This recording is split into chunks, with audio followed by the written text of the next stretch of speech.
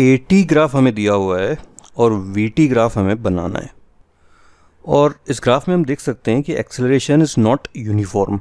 ठीक है, तो कोई नहीं, कोई दिक्कत नहीं है, स्ट्रेट लाइन है स्टिल। तो स्ट्रेट लाइन मतलब कि एक लीनियर फंक्शन, तो वेलोसिटी आती है इसको इंटीग्रेट करके, तो लीनियर फंक्शन को इंटीग्रेट करेंगे तो क्वाड्रेटिक बनेगा which will be a parabola.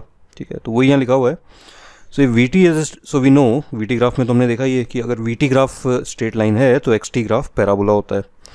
ठीक है, similarly if AT is a straight line then VT is a parabola. And of course straight line मतलब थोड़ा टेढ़ी, थोड़ा स्लोप होना चाहिए, है ना, स्ट्रेट नहीं। कि स्ट्रेट होगा, अगर AT स्ट्रेट होता है तो VT स्ट्रेट लाइन होती है और XT पैराबोला होता है। अब AT स्ट्रेट लाइन है तो VT पैराबोला होगा, और जो XT है वो एक क्यूबिकल फंक्शन होगा। ठीक है, क्वाड्रेटिक को आप इंटीग्रेट करोगे तो क्यूबिकल फंक्शन बनेगा, तो वो थोड़ा रैंडम हो जाएगा। तो यहाँ तक ठीक है, AT स्ट्रेट लाइन है तो VT एक पैराबोला है।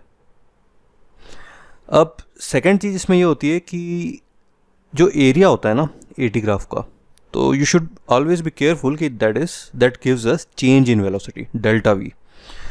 तो वो वेलोसिटी नहीं बताता है, वो बताता है चेंज इन वेलोसिटी। तो जो इनिशियल वेलोसिटी जो है उसमें हम ये एरिया धीरे धीरे ऐड करते जाएंगे तो हमारे पास फाइनल वेलोसिटी आएगी। ठीक है, तो इनिशियल वेलोसिटी इन्होंने 10 दी हुई है, तो हमारा जो भी ग्राफ है VT वो t=0 पे 10 से शुरू होगा। ठीक है, तो इस प्रॉब्लम में मतलब जब भी ग्राफ बनाना होता है इंपॉर्टेंट पॉइंट्स देखो, इंपॉर्टेंट पॉइंट्स पे स्लोप देखो और फिर कनेक्ट कर दो। ठीक है, तो अभी चलो ये इन्फॉर्मेशन तुम्हारे पास आ गई, पैराबोला है। अब इसका स्लोप क्या है, नेगेटिव है।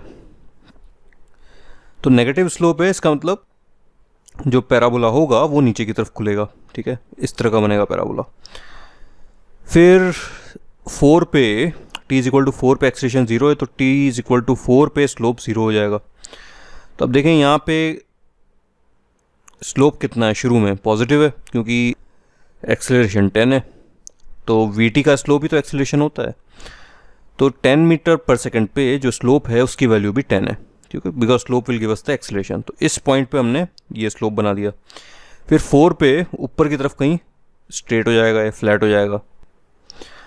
अच्छा, उस टाइम पे वेलोसिटी की वैल्यू क्या होगी, तो वो इसका एरिया, तो this area will be half 4 × 10 that is 20।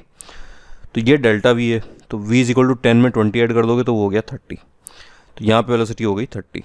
उसके बाद में खैर सिमेट्रिक बनना है ग्राफ, फिर भी देख लेते हैं इस पॉइंट पे। सो 8 सेकेंड्स पे, अब बाई सिमेट्री अगर ये 10 है तो ये -10 होगा। ठीक है, और ये जो नेट एरिया है वो वापस 0 हो जाएगा। इसका मतलब जो इनिशियल वेलोसिटी थी वही फाइनल वेलोसिटी रहेगी। इनिशियल क्या थी, 10, तो ये इनिशियली 10 थी, फाइनली भी 10 हो जाएगी।